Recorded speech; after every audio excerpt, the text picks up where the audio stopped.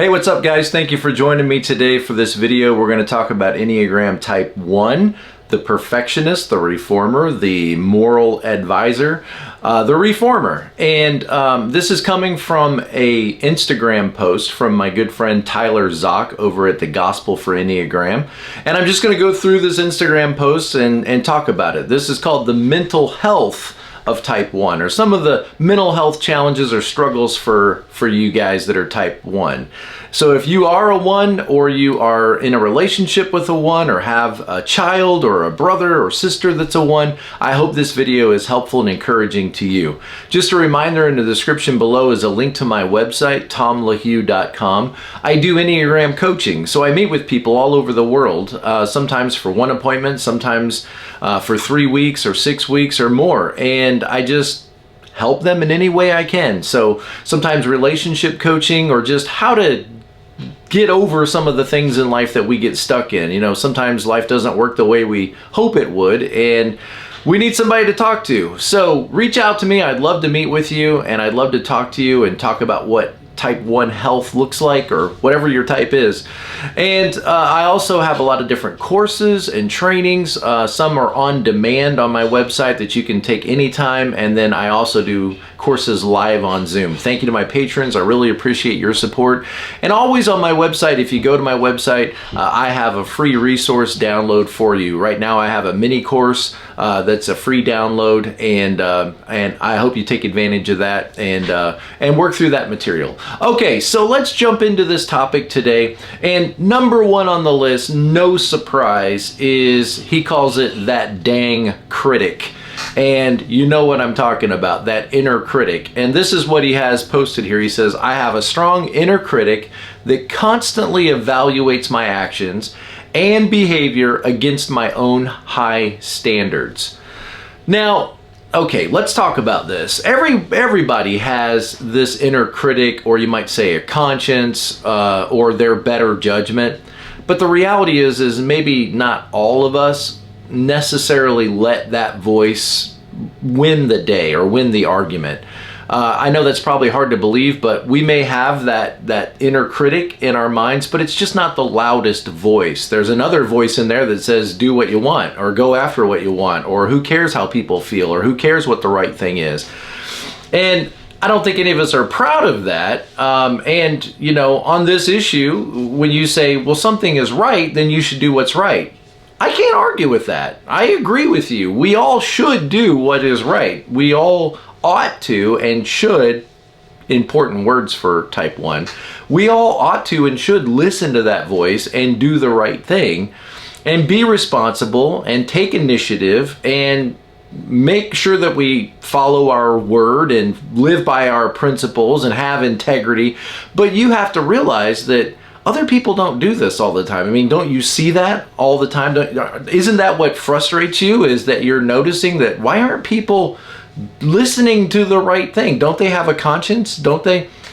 You know, I have a brother that's a Type 1. I have a lot of good friends that are Type 1s. There's a lot of 1s in church environment, and I still work part-time in a church environment, and I have a lot of good friends that are Type 1s. And, you know, some of them do seem more frustrated in life than others. I've got one young guy that's a good friend of mine who doesn't seem frustrated at all. And when we were talking about the Type 1, and he was starting to understand what the Enneagram is and why it's important and what it means, he just had a very dazed and confused look on his face when I was trying to explain to him that not everybody lives by this inner critic. He couldn't grasp it. Like, wait, so you don't have that inner critic voice in your head all the time correcting you and challenging you and telling you what you did wrong? And I'm like, well, not really, not like you do. And it blew his mind, because he never even considered this before. And this is one of the things, you know, the Enneagram is really helpful for. It helps us to see that other people have different perspectives.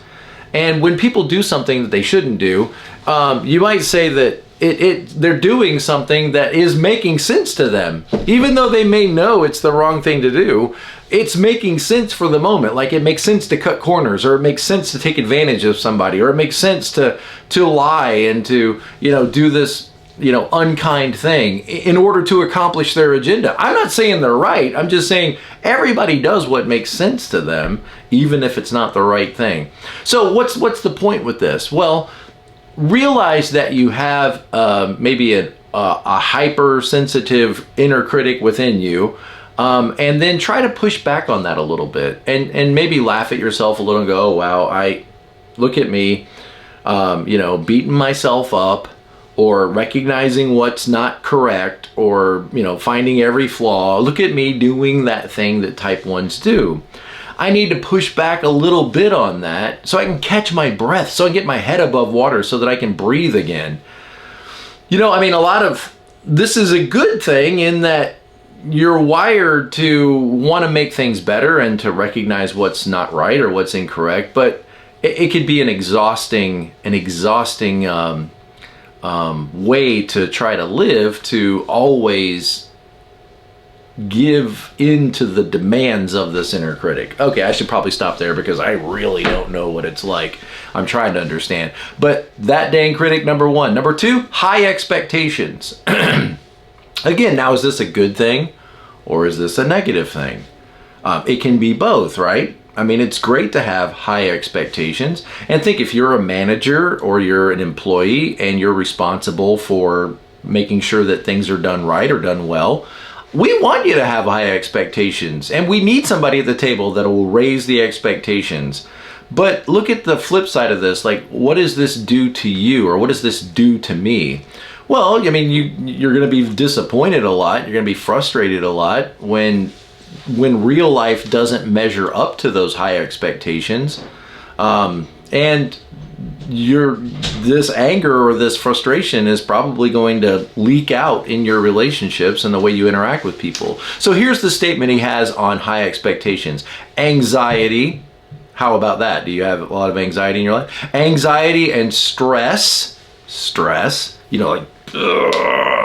okay, can overwhelm me as I pursue perfection and strive to meet expectations. Okay, that's a lot. That's really a lot in that sentence, okay?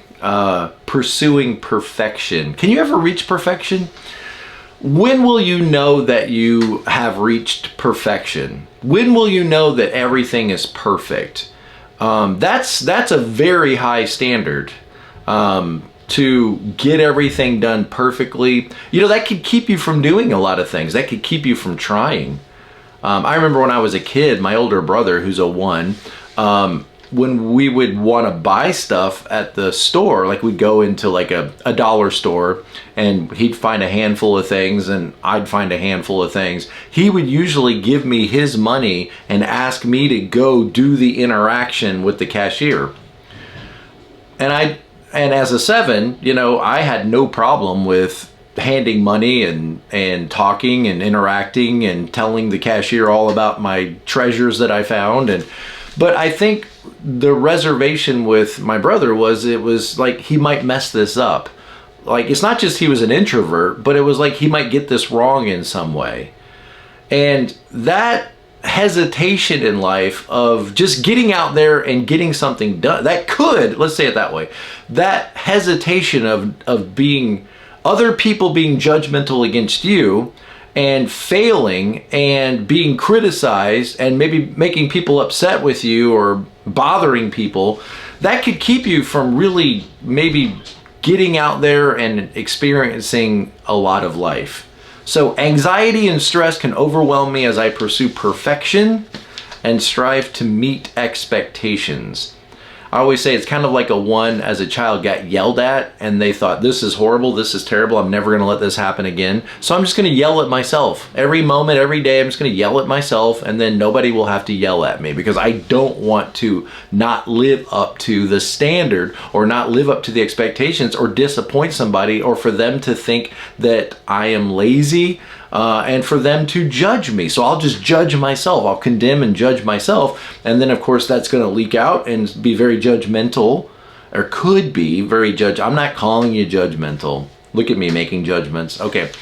All right, so let's move on to the next. Rigid thinking. Rigid thinking. That means there's a right way to do this, and the other ways are not acceptable. They're not the correct way of doing this. This is the statement, okay? I find it challenging to adapt to change.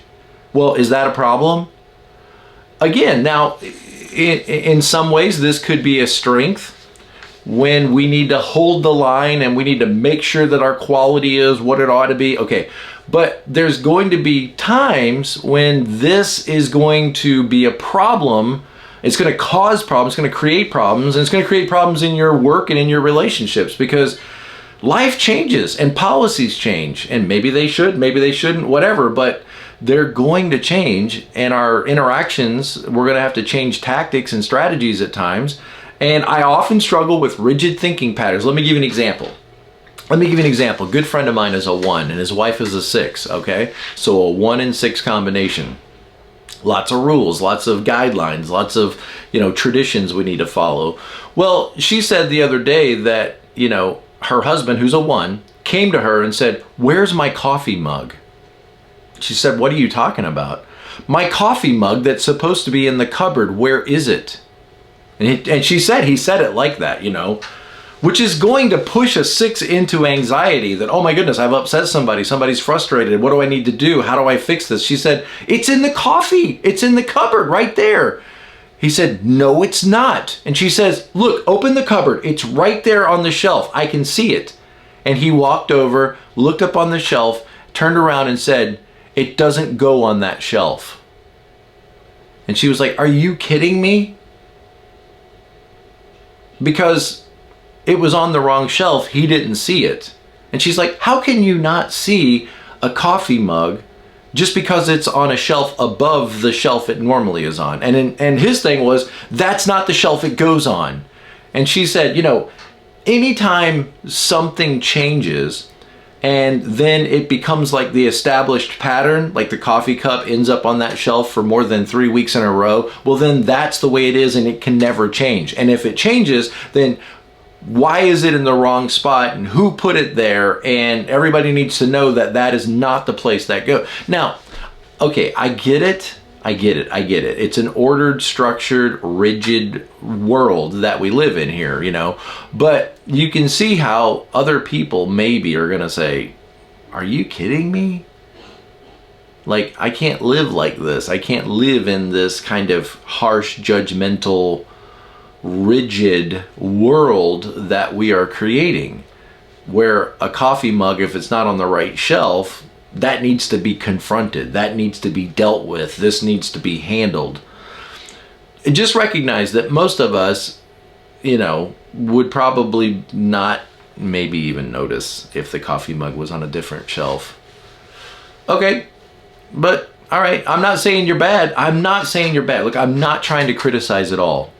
Okay, never ever behavior for a 1, never criticize a 1. I'm not trying to criticize in any way. If you want your coffee mug on that shelf, that's fine. When it's not there, maybe turn around and say, "Hey, do you know where my coffee mug is?" Just bring it down. Just simmer it down a little bit. Lean into that 9 of maybe this isn't a big deal, and lean into that 2 of I need to be nice and I need to be kind. "Do you know where my coffee mug is?" It's in the cupboard up there." "Well, I looked for it and I didn't see it." "Oh, well, there it is right up there on that shelf." "Oh, it's on the other shelf." "Okay, usually I put it on this shelf, so I didn't notice it was up there." Like that's it. That's all you need to do. And then you don't damage your relationship, because you could damage your relationship over coffee mugs and ketchup bottles and who left the PlayStation on. Why is the thermostat set to this temperature? How come the dishes aren't rinsed before they're put in? You could damage your relationships over all of these rigid things, doing it the right way, and people don't want to be around that. They just don't want to be around it. They will back up. They will just quit interacting with you. And they will walk on eggshells because they don't want to upset you. They don't want to get you mad. And is that a good thing? I mean, think about it. If you're worried about being good, is that a good way to interact with people? Barking at them because the coffee mug's not on the right shelf, Okay, I'm not trying to criticize. Okay, rigid thinking. Next, falling short of my own ideals. when I would ask my brother, you know, so are you guys still doing, whatever, are you guys still, using those broken trash cans? Whatever it is, whatever little thing that I might see that could be done differently, this is his response. He goes, yes, yes, yes, because nobody wants to know, nobody wants to put them away. And so they sit out here and they, oh, calm it down, man. Suppressed anger, all right, doesn't go away on its own. It just doesn't go away on its own. It's suppressed. It's still there. It's under the surface, right? Everybody can feel it. Everybody can see it. It's not comfortable. It doesn't feel safe. It doesn't feel friendly. It doesn't feel warm. It feels scary. It feels uncomfortable. It makes people feel anxious, like you're sharing that anxiety with others. Suppressed anger and resentment. Ooh, resentment. I don't like resentment. I don't want to feel resentment. I don't want the people around me to be resentful. It's not a good way to live. If you want to be good, don't be resentful. Well, what am I supposed to do? Okay, if there's a problem, deal with it, all right? If there's a problem that you can let go of it. Look, all around you, whoa. All around you from time to time, you know, you're going to have people that don't do the right thing, don't do things the way you want them to, don't live up to your expectations. Man, we got to learn to let that stuff go. Like, we can't be upset by everything. Read the book, Don't Sweat the Small Stuff. It's written by a 9, okay? And just realize that so much in life is small stuff. Nobody wants to be criticized. You want to end a conversation? Be critical. How do you like it when people criticize you? You don't like this right now because it feels critical to you. But you go out there into the world and just criticize, criticize, criticize. Nobody wants to interact with a critic. Nobody wants to fix dinner for a critic. Nobody wants to watch a movie with a critic. Nobody wants to go on vacation with a critic. You're going to end up lonely. And I love you. I don't want to see that happen to you. So we're going to have to let things go. We're going to have to pray, Lord Jesus, please help me. Help me to let this go. Help me to realize I'm a 1. Help me to realize that sometimes I get so rigid. I get so frustrated. God, help me to just let this go. And to just love people the way they are and realize that I don't have to teach every lesson. Eventually people will figure things out on their own. I don't have to correct every mistake. I look, at your best, you look like a 7. Come to 7. Come over here. Okay? Make happiness a priority. What would you do today just to be happy? Do you have any answer to that at all? If you just wanted to be happier, what would you do today? That doesn't sound like a right way to live. That sounds like lazy. That sounds like I'm shirking off my responsibility. Okay, but at your best, you look like a 7. So make happiness a priority again. Make peace, 9, a priority again. Make kindness, 2, a priority again. 4, make what do you really care about? If you weren't doing everything that needs to be done today, what would you do that feels meaningful to you? Line to 4, right? So what's meaningful? What would make you happy? What would bring peace? And what would be kind? Include those other numbers into your way of thinking to balance out that harsh oneness. Suppressed anger and resentment can build up. You want to make the relationship uncomfortable, carry around suppressed anger and resentment. You know what that is? That's bitterness. That's what that is. That's bitterness. It can build up within me when I feel I or others fall short of my ideals. Okay, what can I guarantee you? You will fall short of your ideals, and other people will fall short of your ideals. They will. So you don't need to be disappointed anymore, because now you know. Everybody's going to let you down. You're going to let yourself down. So what do you need? You need grace. You need mercy. You need kindness. You need patience. You need endurance. Hold the standard. Be a 1. Don't make any apologies for being a 1. Don't beat yourself up anymore. You don't need to do that. Say, you know what? I'm a 1. I'm proud to be a 1. I live by integrity. I live by my word. My word is my bond. I'm responsible. I'm disciplined. I'm structured.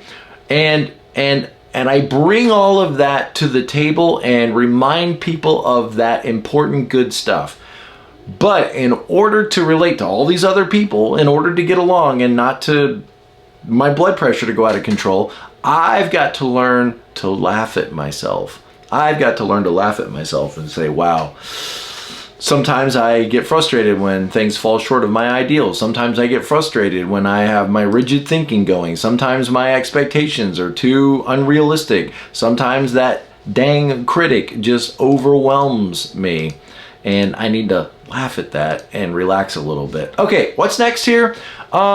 Making mistakes. Making mistakes. Now, again, that's great. If you're working for a company or a corporation or whatever and people make mistakes and you catch it and repair it, perfect. That's great. What a great use of that impulse. But here's the statement. I sometimes feel paralyzed. I can't move forward. I feel paralyzed by the fear of making mistakes or not living up to my own high standards. Okay, let's accept it. You're not going to live up to your own high standards, so you don't need to be paralyzed anymore. Just realize that I'm not going to get it always perfect. I'm not going to get it right, but I need to get it done. I need to get it out there. I need to step up to the plate. I need to have that interaction with the cashier because I want to purchase these items and go home. And so who's grading me? You know, who is it? Is it that inner critic in my head? Am I afraid, like, you know, the troops are going to come out from behind the counter and arrest me because I didn't do this interaction right? Man, I'm being so hard on myself. Like, life doesn't need to be this scary. It doesn't need to be this intimidating. It could be a little easier, a little more comfortable. Think 9-wing, think 7. Don't worry, be happy, 9 and 7. Okay, neglecting self-care. Not taking care of myself because I'm so responsible taking care of others. Neglecting self-care becomes a common occurrence as I prioritize my responsibilities and the pursuit of perfection. In other words, we got work to do. I can't be lazy. I need to get up. I need to be responsible. I need to get this done. And everybody appreciates that. Everybody applauds that hard work ethic, that dependableness, that reliability. But it's not bad for you to say, you know what, I'm just taking the afternoon off. I'm going to go watch a movie. I'm going to go relax. I'm going to go play tennis. I'm going to play video games. I'm not being bad by spending 4 hours playing video games or spending 4 hours riding a four-wheeler or going to the beach. I'm not being lazy. I'm not shirking my duties just to take care of myself or spending money to buy something that I want that I've saved up for. Like, I need to take care of myself too. If I'm going to be able to take care of others and take care of everything that needs to be done, then I need to make sure I'm well rested, I'm well fed, I'm nourished, I'm relaxed, I'm calm. And everybody around you will appreciate it. Look, everybody around you will appreciate it as you become happier. As you become happier and more joyful. Just ask yourself, how much joy do you have in life? Joy should be a priority. Joy is a decision that you make. Like, I need to be more joyful. I need to be more calm. I need to be more accepting, more kind, more loving. Okay, next, fixating on problems. I get it. You're a problem solver. That's awesome. There's a lot of problems out there, and we need people to have solutions to solve those problems. So what would be the downside of this? Well, let's read the statement. Fixating on problem solving can make it challenging for me to shift my focus and let things go, especially when it comes to the messiness of people and relationships. You know, I always say it like this. When you are a problem solver, then you're probably going to see problems everywhere, even when they don't exist. And I wonder how many times when you got involved in over your head and end up making enemies and end up, getting yourself in trouble, was this even a problem that you needed to do anything about? Was this your problem? Or did you get so wrapped up in somebody else's problem and made it your problem and felt responsible to solve it that you got in over your head and then couldn't get out of it without making it worse? Some problems do need to be solved. And then some problems are not really problems. Sometimes the solution to the problem is this isn't a problem or it isn't your problem to solve. Sometimes that's the solution, is back up and get a breath. And when you're feeling overwhelmed and when you're feeling like you're in panic mode and you're feeling like you got to do something, realize that your emotions are now involved and maybe they're trying to tell you something. You're interpreting it as, I gotta focus on this, I gotta fix this. But the reality is your emotions might be telling you, you need to back up, son. You need to get a break. You need to take a breath. You're getting way too overwhelmed in this and you need to step back and go for a walk. Go for a walk and get yourself in a better mental state. Let your mood recover a little bit. And again, I'm glad you are a problem solver. We need problem solvers, but you might end up creating, especially relationship problems, while you're solving problems. You say, what do you mean, Tom? What do you mean? Okay, what about when somebody in your family comes over and you're trying to fix something and they say, Dad, are you okay? Yes, I'm fine. I'm trying to get this done. Okay, while you're solving a problem, you're being a problem. People in your life might be trying to relate to you, trying to love you, trying to help you, trying to engage with you, trying to interact with you, and they don't want to interact with, just get out, just leave me alone, I'm trying to get this right. Trying to get it right? Is that right? Does that look right to you? Look, I love you, okay? I'm not trying to be critical, but I'm overemphasizing some things I've seen that maybe you don't see about yourself. All right, sense of responsibility. Again, a great thing. I wish more of us had. I wish I had a stronger sense of responsibility. I wish my kids had a stronger sense. I wish our country, our government, kids today need a stronger sense of responsibility. I get it. That's a good thing. Let's read the statement. Feeling a strong sense of responsibility for everyone and everything can lead to anxiety and fatigue. You know, this weight of the world that everything is resting on me, and if this gets blown up or if this gets screwed up, then it's all going to go to pieces, and I've got to hold it together. I've got to maintain it. I've got to get... Wow, that's a lot of stress to live under. Heavy weight to live under. Strong sense of responsibility. It makes you a great manager. It makes you the person that we end up giving the key to because we know you're going to show up. We know you're going to put things right. We know you're going to make sure. But it also does take a toll on your own physical and mental well-being. So what do? Well, learn to laugh at yourself a little bit. Learn to relax and say, oh my goodness, I'm such a one. You know, right now, let me just listen to myself. I'm tired. I'm just tired. And yes, all of those mop buckets and stuff, they need to be rinsed out. They need to be sorted out right. The people left early. They didn't get them done right. But you know what? If I listen to myself right now, I'm just exhausted. I'm tired. I'm done. I'm going to go home. And you know what? Those mop buckets, they can just wait. They can just sit there and they can wait. They'll be here on Monday. And I'll either take care of them on Monday or I'll assign somebody to do that. I don't need to stay an hour later to make sure all this gets done while resentment and frustration builds up within me. Why didn't they get these mop buckets done the right way? And here I am stuck having to do this. I just need to laugh at myself and say, oh my goodness, I'm such a one. I'm about to like stay past 11 o'clock to make sure mop buckets get rinsed out when I'm just going to leave that. Can you do that? Can you even start to do that kind of thing? Look at the sense of responsibility. That's the point we're talking about, the sense of responsibility. Was it irresponsible? Because it feels irresponsible to do that. But if you were being responsible to yourself, you might have to look a little irresponsible to the world. Okay, and the last one is not feeling good enough. Like I don't measure up. Just a general sense that I am a B person or a C+ person. I don't measure up to the standard. Struggling with perfectionism can contribute to feelings of not being good enough, potentially leading to depression. And remember, you have a line to 4, right? Under stress, you look a little bit like a 4. Moody, you know, misunderstood, depressed, not feeling included, not feeling like a part of the group, being emotional, being dramatic, under stress.